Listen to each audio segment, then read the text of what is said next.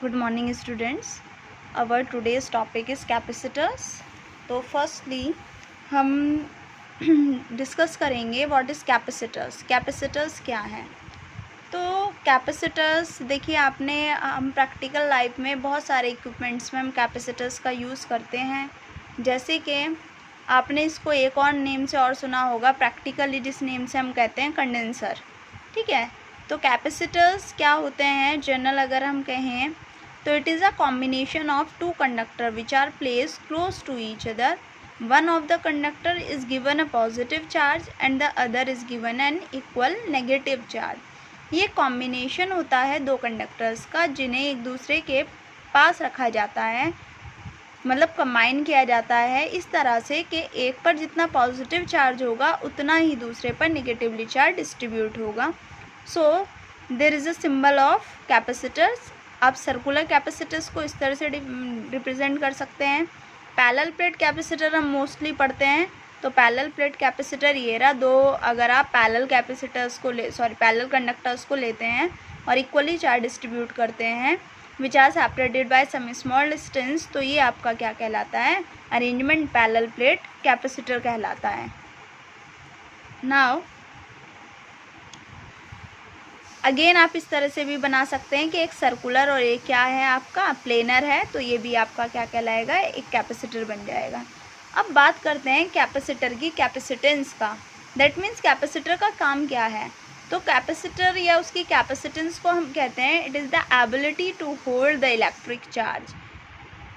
ठीक है. कैपेसिटर क्या काम करते हैं? इलेक्ट्रिक चार्ज को होल्ड करके रखते हैं, इलेक्ट्रिक चार्ज को बनाए रखते हैं, चार्जिंग का काम करते हैं, वो आपके कैपेसिटर्स करते हैं. जैसे आपका फैंस में होता है या जितने भी आपके इलेक्ट्रॉनिक गैजेट्स होते हैं, जैसे आपका टीवी है उसमें किसी ने देखे होंगे तो ब्लू कलर के कैप्सूल छोटे छोटे सिलेंडर्स की तरह होते हैं, वो आपके कैपेसिटर्स होते हैं. For a given capacitor the charge is directly proportional to the potential difference. हम जानते हैं जितना ज़्यादा पोटेंशियल डिफरेंस होता है उतना ज़्यादा करंट होता है. आपने 10th क्लास में पढ़ा होगा ओम्स लॉ. तो क्योंकि करंट आपका है rate of flow of charge, that means जितना ज़्यादा पोटेंशियल डिफरेंस होगा उतना ही ज़्यादा क्या होगा कंडक्टर पर charge. So Q is directly proportional to V. Proportionality sign हटाकर एक कांस्टेंट इंट्रोड्यूस करेंगे C.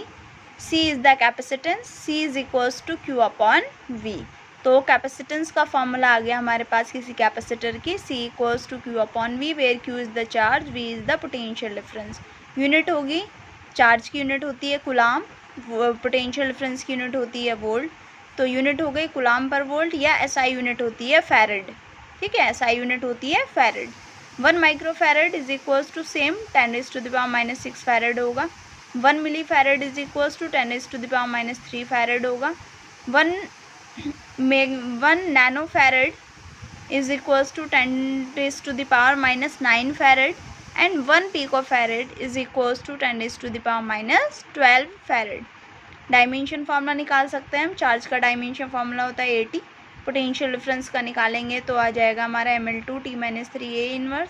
वैसे आप सॉल्व करेंगे तो आपका डायमेंशन फार्मूला निकल कर आ जाएगा m इनवर्स L-2T⁴A².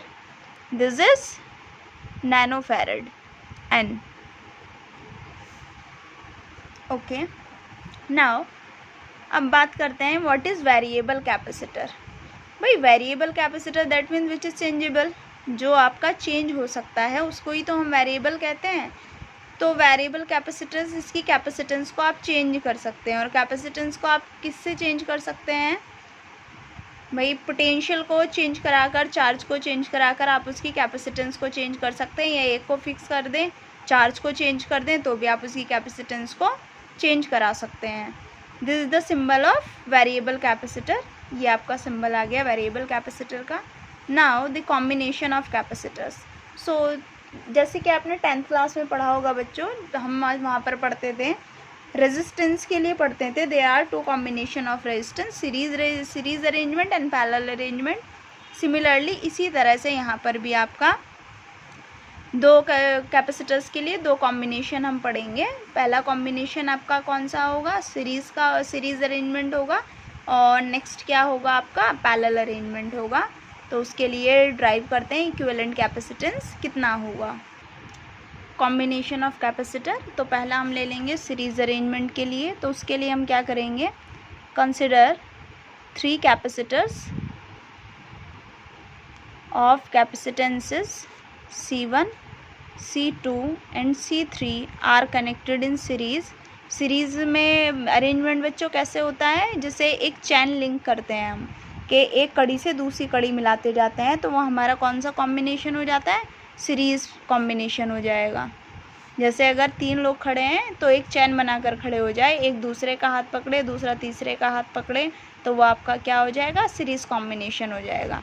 ठीक है, इस तरह से कि अगर यहाँ पर इस तरह से है तो ये पर्सन इस दूसरे से पकड़े, फिर तीसरा, ठीक है, तो ये एक चैन बन जाएगी। ठीक है, तो ये आपका सीरीज अरेंजमेंट हो गया। तो there are 3 capacitors C1, C2 and C3 are connected in series with a battery of potential difference V,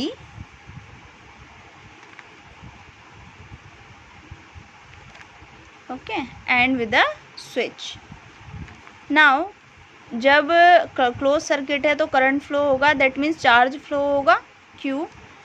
in series arrangement, क्योंकि अगर सीरीज अरेंजमेंट है तो चार्ज सेम होगा, तो आपका Q क्या रहेगा, सेम रहेगा, बट V जो होगा दैट मीन्स पोटेंशियल डिफरेंस सबके अक्रॉस चेंज हो जाएगा। चेंज क्यों होगा भाई potential difference, because Q same है लेकिन C अलग अलग है, तो V equals to Q upon C, तो यहाँ से आपका क्या चेंज हो जाएगा, V चेंज हो जाएगा। तो कंसिडर कर लिया इसके अक्रॉस पोटेंशियल डिफरेंस V1 होगा, इस कैपेसिटर के अक्रॉस पोटेंशियल डिफरेंस V2 होगा, और इस कैपेसिटर के अक्रॉस पोटेंशियल डिफरेंस V3 होगा। ठीक है, 4 therefore V must be equals to V1 plus V2 plus V3। Obvious है, जितने वोल्टेज की बैटरी है वही तो तीनों कैपेसिटर के अक्रॉस डिवाइड होगा, क्योंकि कंप्लीट सर्किट का पोटेंशियल डिफरेंस बैटरी से ज़्यादा तो हो नहीं सकता। Now V is equals to, V is the total potential difference of the battery, Q is the total charge, and if C is the total capacitance of the circuit, तो V is equals to Q upon C। Similarly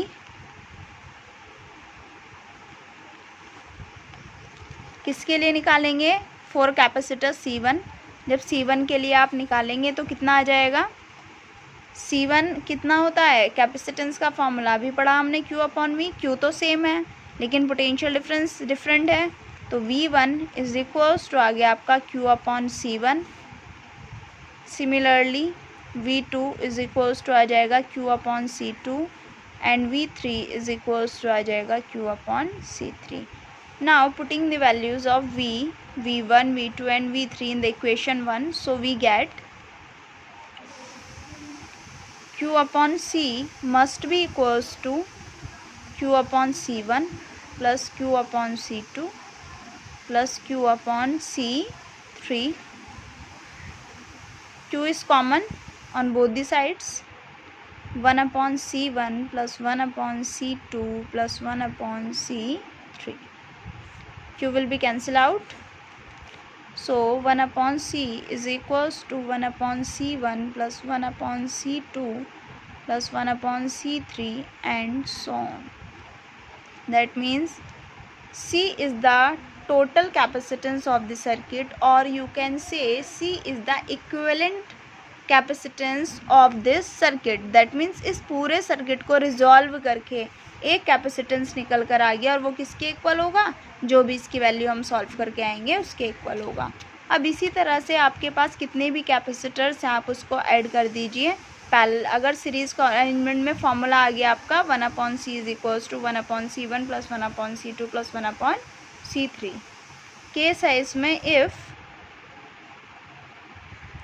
small n capacitors of same capacitance,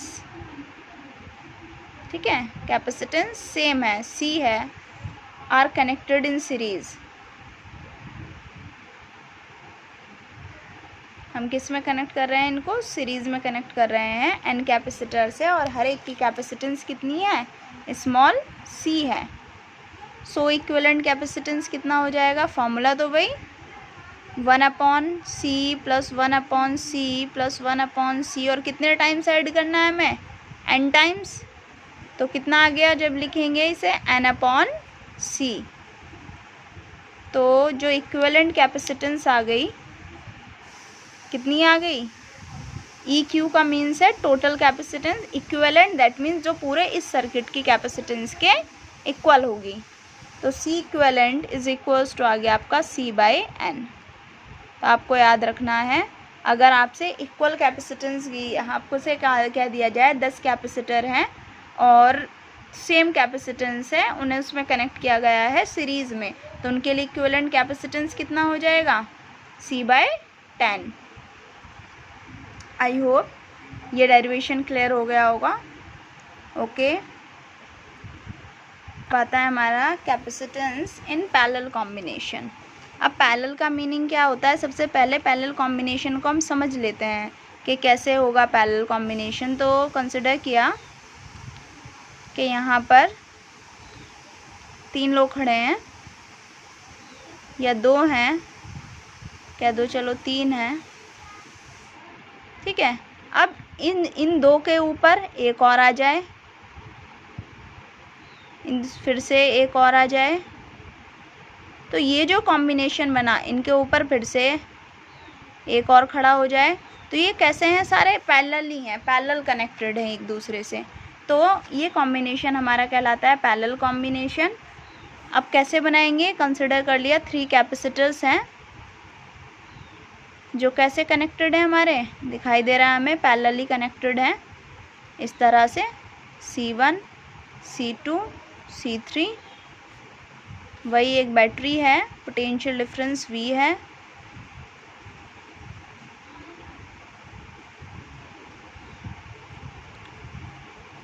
ये complete हो गया हमारा electric circuit.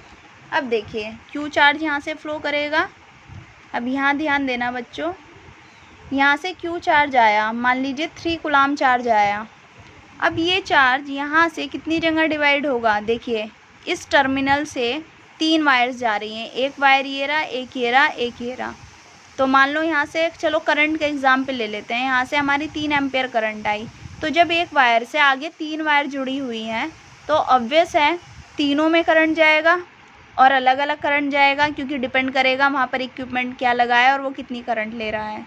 तो तीनों में charge different different होगा। Let the charge across C1 is Q1, across C2 is Q2 and across C3 is Q3.